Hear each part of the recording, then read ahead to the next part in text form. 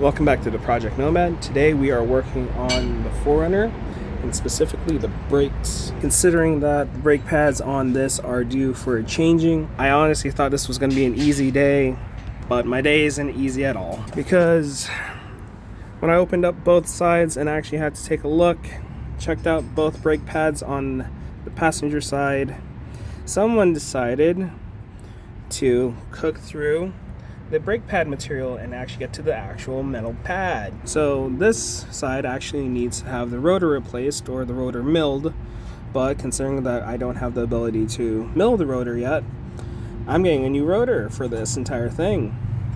So what was supposed to be a simple brake job is now me replacing the rotor too. So we're gonna go through this right now, and I'm gonna go to the store, go get brake pads and a new rotor for the setup. And considering this is a Tundra brake pad and caliper setup, I need to go get a Tundra rotor for this thing. I'm hoping the one at the parts store is the correct one, but I'm just gonna go over there, ask the guy at the counter, double check, and hopefully when I get back everything fits correctly.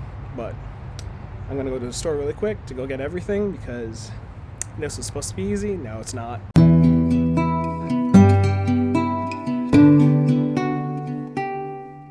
Alright, so I secured the pads and rotors. I just needed the one rotor for the one side.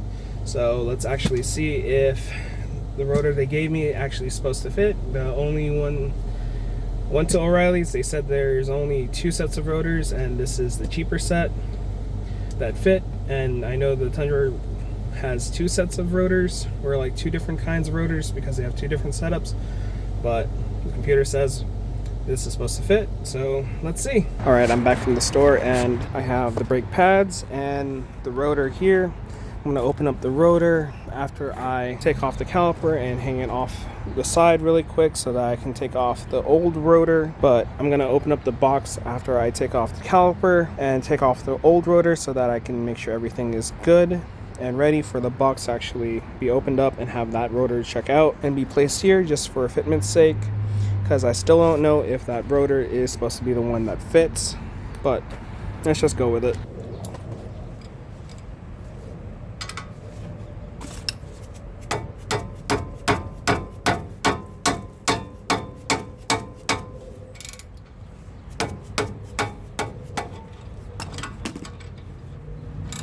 Cool thing on the bottom end.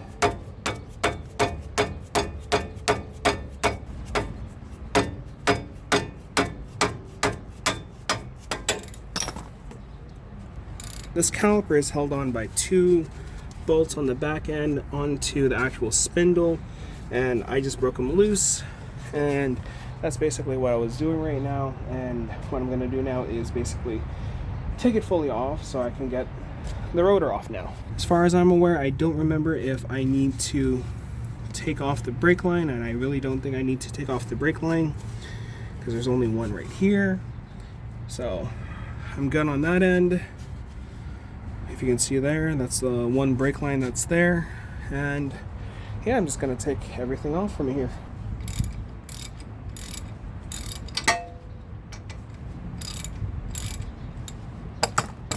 Alright, so I don't want to bend the brake line all that much, so alright, so I don't actually want to break the bend, or I don't want to bend the brake line too much, so I'm actually going to remove the mount so both the main hard line and the soft line are together, so this thing will start moving ever so slightly back and forth. So I can actually pull this off, which it's going to anyway, so that's what I'm going to do right now. Okay, I got the caliper off, and you can see it here just flopping right here. It's currently just hanging against both the coilover and the spindle in the back. All I'm going to do now is take off the spindle here after I open up the box so that I can just swap it in and out really quick and then double check fit.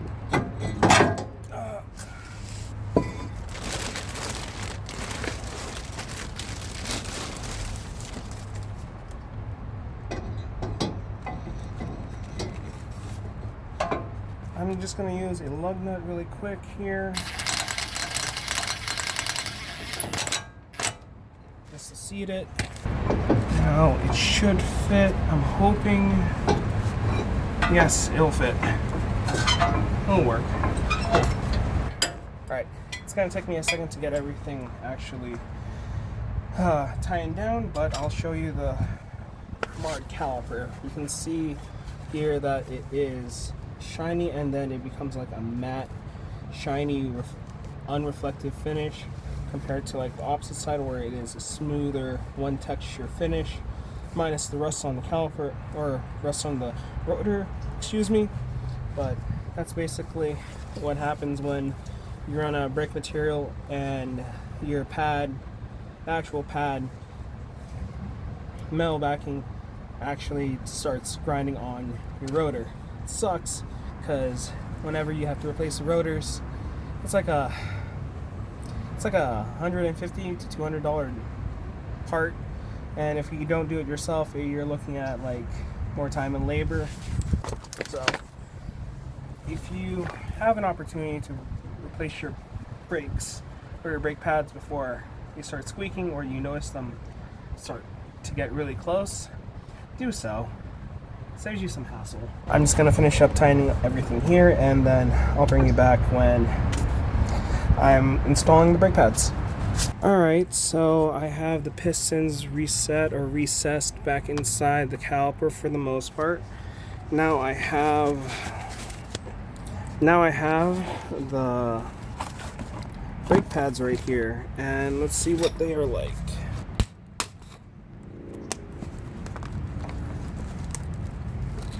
They should be the right ones. I think we're gonna set it up this way where it's gonna be right and left.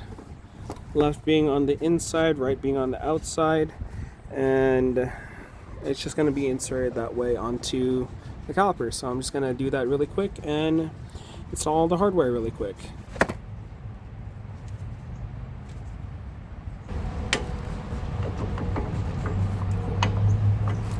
Alright, so I got the passenger side done basically.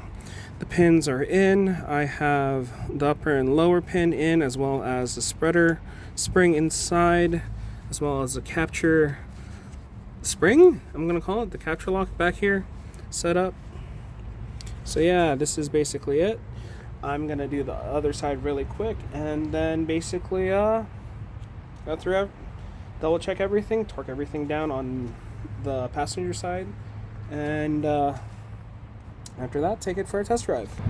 The job is pretty much done at this point. I have the brake pads on the driver's side set up. The pads are actually touching the rotor, so I did the job correctly and I didn't mess it up, because there are dudes who I've seen put the actual backing material onto the rotor and they've messed up the rotors like that, and some have even caused accidents. But yeah, the driver's side set up, all the pins and springs are in alignment. As you saw previously, the passenger side is basically the exact same set up, springs all set up, pins locked in, and everything's done. But yeah, that was basically like roughly 40,000 miles worth of wear. This is my dad's work truck, and honestly he does a lot of stop and go traffic because he does a lot of inspections. But that was the same brake pads that we had installed originally when we installed the kit. And looking at, well, honestly looking at the stuff now, there aren't actually squeakers on the brake pads. They're, at least as far as I could tell. Oh wait, no, there's one of them here, but I guess these were very flimsy and they didn't make enough noise for him to actually hear. But then again, we also had issues on the back end where the drums were squeaking themselves because we had an oil leak from one of the seals. So it could be mixed in there, but old pads weren't loud enough for him to hear. But I'm hoping, crossing my fingers, that these ones are louder and he can hear them better, so we don't blow through another rotor and have to spend another like $200 whenever we have to do brake pads again. But yeah, that's basically it. That's basically a small update on how long it took for these brake pads to basically wear in. And honestly, I'm sad that we had to burn through one rotor. We couldn't hear the squeaks on the brake pads. other than that, that's pretty much it for this video. So if you like this type of content, please like, comment, and subscribe. And until next time, be safe and tread lightly.